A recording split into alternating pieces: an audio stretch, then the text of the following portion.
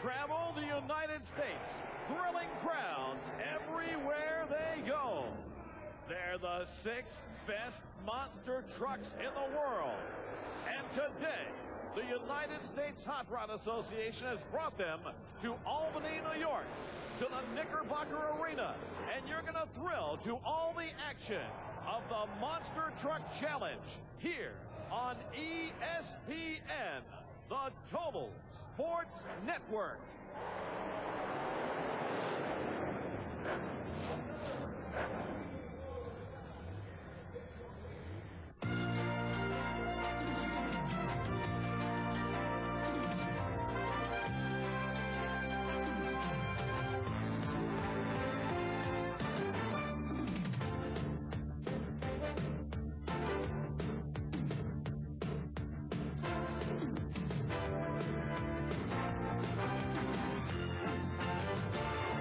Welcome to the Knickerbocker Arena in New York State Capitol. The stars of the U.S. Hot Rod Association's Monster Truck Challenge Series, affectionately known as the 6 best monster trucks in the world, are preparing for battle.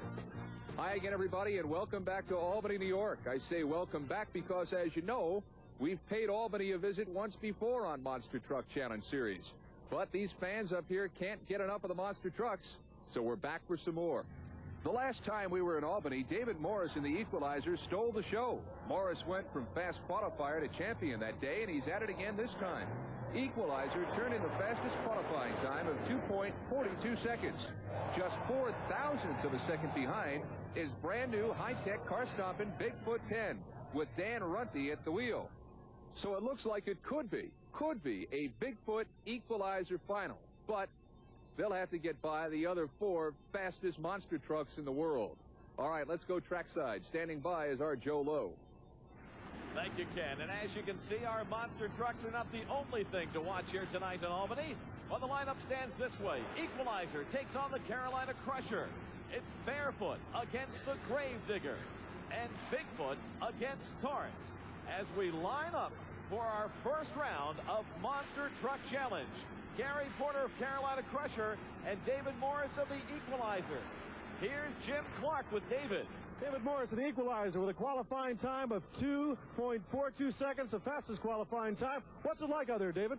Well, at the track, the side I ran in the yellow lane seems like it's going to be better than what's the right lane is the blue lane. One of them's giving us a little bit more air, so I tried hard to get the fastest qualifying time so I can keep that lane all night and put the other guy, whoever I'm running, in the bad lane, which is going to hopefully put him in the air and put me to the finish line. What do you think is causing the difference in the 2 lanes? There's a big difference in the starting ramps down there on the cars. One of them's a lot more bulkier than the other one, and the right lane, the blue lane, is going to be the air shot, and the left lane, which is the yellow lane, is going to be more lower to the cars.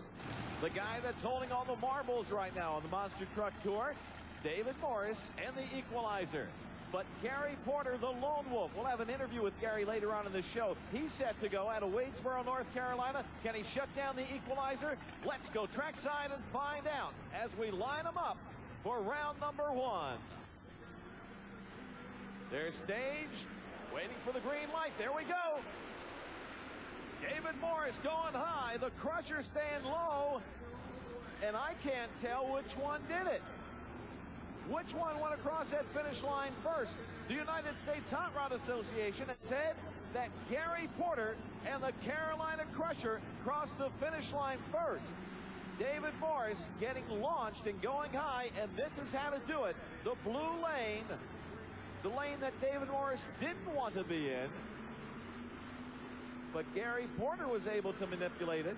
A nice run as he goes across that finish line and moves on to round number 2 of our Monster Truck Challenge.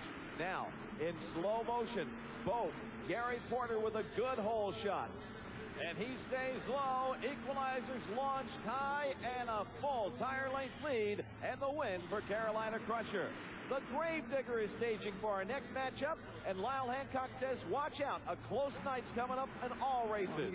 All 6 of these trucks today ran within a tenth of each other. I mean, there's very little room for human error there when you're running that close, that competitive. It makes the sport, you know, real interesting as far as, you know, you got to be able to cut a good light.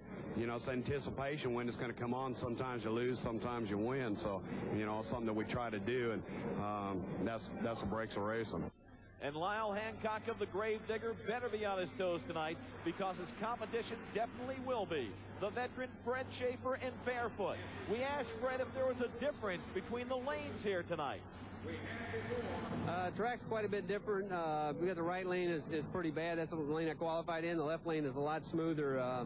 Quite a bit of difference in lanes tonight. Now, you're operating with a new kind of clutch. Can you tell us about that? Well, it's a slipper clutch. It's what a lot of the pullers are using in drag races and stuff. Okay, you looked a little unhappy when you came off the course. What was the reason?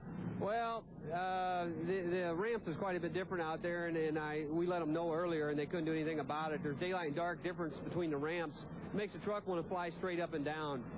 They couldn't change the ramps in time. Now, Fred, Gary Porter beat the odds here tonight. Let's see what happens between Gravedigger and Barefoot.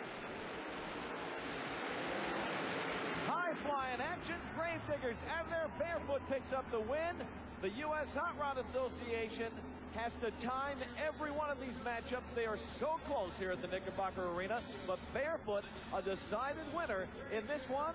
And look, you saw the Gravedigger raise up first. He had the hole shot, but Barefoot just leaps high, much higher than Equalizer did. But he gets across that finish line first. That's what horsepower will do for you. And Barefoot gets that win. Driving style is everything. And Fred Schaefer is dialed in here tonight. He starts, approaches that ramp flawlessly. Now watch what happens here. This is what launched the Equalizer. It does the same thing to Barefoot, but he had the horsepower behind him.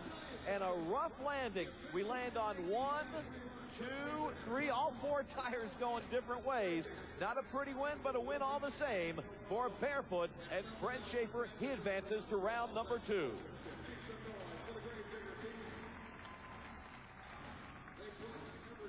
Our next matchup between Taurus and Bigfoot. Dan Runge driving Bigfoot 10, Jackie Willman and Taurus. No love lost here. As we get set to go, Dan Runge driving the Bigfoot 10. This is the blue Ford. And Jackie Willman in the Chevy, the 1991 world champion Taurus. We're set to go. Bigfoot and Taurus, who's it going to be? Here we go. We'll find out moments from now.